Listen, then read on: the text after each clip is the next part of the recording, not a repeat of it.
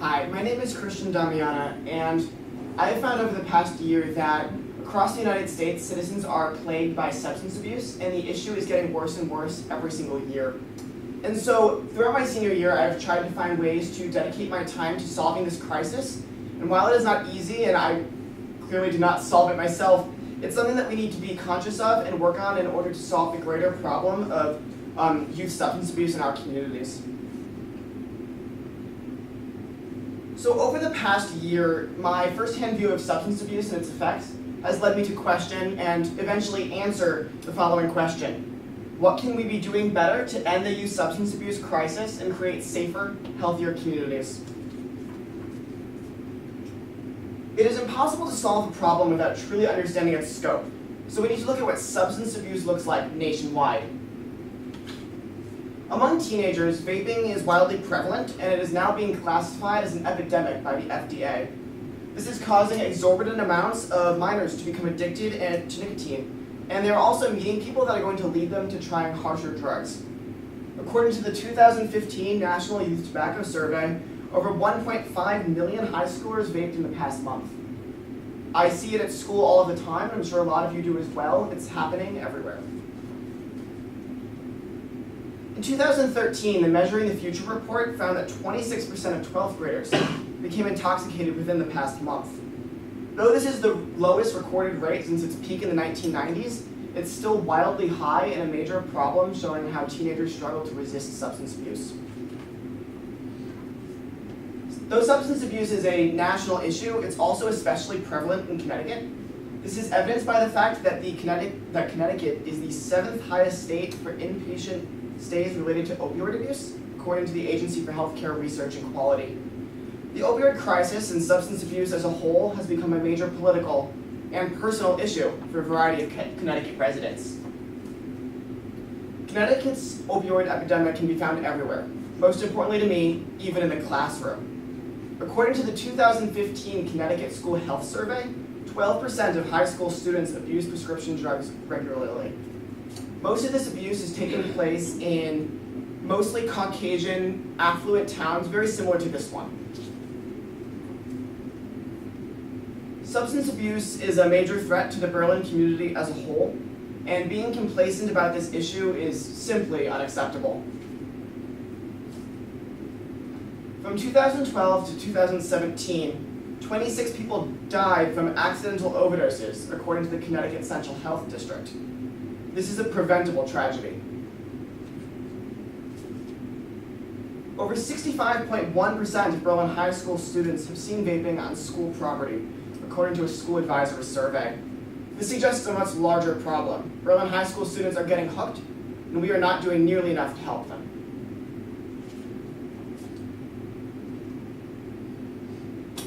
Now that I have established the true scope of what substance abuse looks like in America, we can now focus on how to get to work solving it.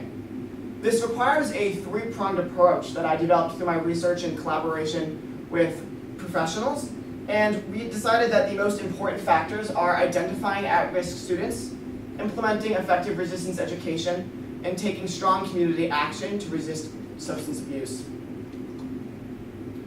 First off, we need to identify and target potentially at-risk students.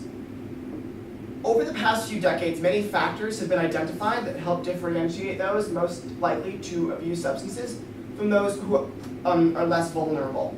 These risk factors help us effectively target our prevention resources where they are most needed so that we can hopefully hit the problem at its root. Please be aware that most people who are considered at risk for drug abuse do not ever end up becoming drug abusers. This is an imaginary child named Walter. Walter is 7 years old and he lives in Meriden, Connecticut. Walter really likes playing with Legos and Star Wars. Apparently, he also likes eating watermelon. Sadly, Walter's parents are going through a very tough divorce right now, and Walter is struggling to make friends his own age in school. Also, Walter, while he enjoys reading, is behind the Lexile level for his grade. Next to Walter are some potential risk factors as identified by the Department of Education. Early aggressive behavior might not apply to him. We're not really sure how that's working out. However, a chaotic home environment is certainly present. His parents are getting divorced. Academic failure is present as well. He is reading below grade level. And he has poor social coping skills. He is not making friends his age.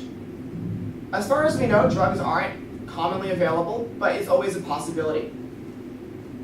So maybe no, yes, yes, yes, and not quite. So from this, it can be assumed that Walter is in fact at risk for possible substance abuse as he begins to age, and so it's important to intervene as soon as possible to protect him from the dangers of substance abuse. The second aspect of the three-pronged approach is combating substance abuse through effective resistance education. Resistance education is important because it reinforces the skills students need to avoid involvement with illicit substances. The state of Connecticut does require that substance abuse education takes place in a formal academic setting. The Department of Education has established specific curricular components that make resistance education more effective. It includes respect for laws and societal values, promotion of healthy attitudes, analysis of social consequences, information on intervention, and sensitivity to local community needs. I think that the last bullet is the most important because while you can have a lot of nationwide programs to combat substance abuse, they don't necessarily fit every single community. So it's very important to work on a case-by-case basis to really understand the different demographics that might exist in a certain location. Curricular integration is also essential. The Department of Education has established that in order for resistance education to be truly effective, we need to make sure that it's present in all aspects of the school curriculum and reinforced consistently. So this could be done by discussing substance abuse effects in a biology class, or identifying the growing rate of substance abuse classes in statistics, or even having coaches lecture about the dangers of steroids on a team. It's just finding ways in a school curriculum to consistently repeat the messages of resistance education so that kids take it to heart and remember it very easily. Finally, taking action in your community is probably the most important step to solving substance abuse. It is all of our responsibility to be doing what we can to advocate against it and to make sure that people are aware of its risks. As part of my duties as an Upbeat coordinator this year, I oversee a mentoring program at Griswold Elementary School. 14 Upbeat students go to Griswold at least once a week and mentor elementary school children that could possibly be considered at risk of substance abuse. They help these students with their schoolwork, they get to know them, and create a strong bond. Young children are more likely to be healthy, successful, and avoid substance abuse when they have at least one positive role model that is older than them in their daily life. This allows high school students to come into the elementary school and be a role model for them in a way that they might not have in any other scenario. This year I've been mentoring a 5th grader, and while his parents may have had some issues with substance abuse in the past, I feel like it's been educational for me and hopefully for him to see what it's like to bond and to create a friendship. As part of my capstone project, I also collaborated with the Upbeat program and McGee Middle School's health education teacher to implement anti-vaping lessons into the 8th grade health curriculum. These lessons were meant to be informative, decision-based, and they follow the resistance education techniques that we discussed earlier. 7 Upbeat students, mostly juniors, and myself taught 12 lessons to over 200 kids over the span of a week. This furthered resistance education and anti-vaping efforts in Berlin, and it cemented my knowledge about how to combat substance abuse through resistance education. As part of the same project, I developed a set of anti-vaping posters that educate people about why you need to avoid vaping and what it can do to your body.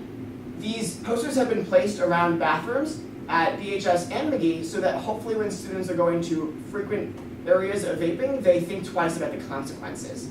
This is an example of another way that we can reinforce resistance education through integration in the school environment. Every time they walk through the hallways, hopefully they will see these posters and think about these dangers. It'll be ingrained into their perspectives on substance abuse.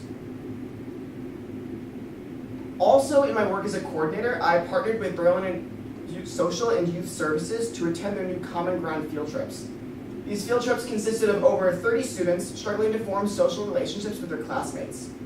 We went to places like Lyman Orchards, Powder Ridge Mountain, a UConn basketball game, and the purpose was to help them develop friendships that were positive, and would encourage them to avoid substance abuse in the future by having connections to the community. I strongly believe that for many students, these field trips served as a protective factor that will eventually help them steer away from substance abuse potential. So this leads us to a much greater question. What can you do to help? For me, much of this year has been focused on preventing risk of substance abuse among youth in Berlin, but it is impossible for one person to end this crisis in America. Even with thousands helping, it will be a very hard-fought battle against addiction. So it is on you, the greater community, to take action to end this problem, because you never know who it will affect, your neighbors, your family, your friends. One thing you can do to help is get more educated. Every year, Berlin Upbeat and social services work together to organize a workshop regarding issues relevant to professionals who work with youth in Berlin. This year we focused on the opioid crisis. There were presentations, panel discussions, and important trainings. Attending this community workshop gave me, and I think a variety of other people who attended, a much more wholesome perspective on the substance abuse crisis in America. Another thing you can do is consider getting trained to carry naloxone, which is also something that a lot of police officers are carrying in Berlin. This is a drug that helps reduce and reverse the effects of an opioid overdose. And it can be obtained for free, or at least very close to it with good health insurance at your local pharmacy without a prescription. Next year I plan on carrying naloxone with me in my backpack since I'm moving to a major city, and it's very scary to think about the fact that an opioid overdose can happen almost anywhere. Another thing that you can consider doing is advocating for a clarified and comprehensive Board of Education policy on drugs, alcohol, and vaping. While trying to research for this presentation, I found that the policies were often convoluted and hard to understand. So it would be very beneficial for the Board of Ed to compile all of these resources in an easy to understand way so that people know what the risks are and what's allowed and not allowed in schools. I took it upon myself to create such a document, which you can find at my booth, where all of the different policies are combined in one area so you can find out what is acceptable and what you should be avoiding in schools. Finally, it's important to be aware of the different corporations that are moving into town and how that affects our resistance mission. As many of you may have noticed, a vape shop recently moved into Berlin, and it's located on Farmington Avenue. Whether or not you or other people choose to visit this vape shop, it's putting Berlin's youth at risk. Drug accessibility is one of the major risk factors that we mentioned earlier, and this store is making nicotine products more accessible to high school students. That's clearly unacceptable. Vape shops and the industry as a whole are so successful because they target teenagers with fun flavors, packaging, and colors. The Smoke 11 vape shop has even been following BHS Instagram accounts such as the Upbeat Greenhouse account and the Berlin High School Stagecoach account, and even a variety of students at Berlin High School. And while that might seem like an innocent advertising technique, personally I think that's just another example of a corporation trying to target teenagers and make substance abuse more prevalent in the Berlin community. For town officials to allow this business into Berlin was, in my opinion, irresponsible and somewhat dangerous. I urge you all to voice your discontent about the subject, whether at town council meetings or the voting booth. If we stay quiet about these issues, they're going to continue getting worse, as we've seen on a national level. Clearly, across the nation, substance abuse is a major crisis. But the reason it's such a large issue is because it stems from our local communities. And in order to solve this crisis and create safer, healthier communities, we need to invest in them. We need to establish resistance education techniques that are truly effective, and we need to help students that might be at risk of drug abuse so that they do not fall into the trap like so many others tragically have. Thank you.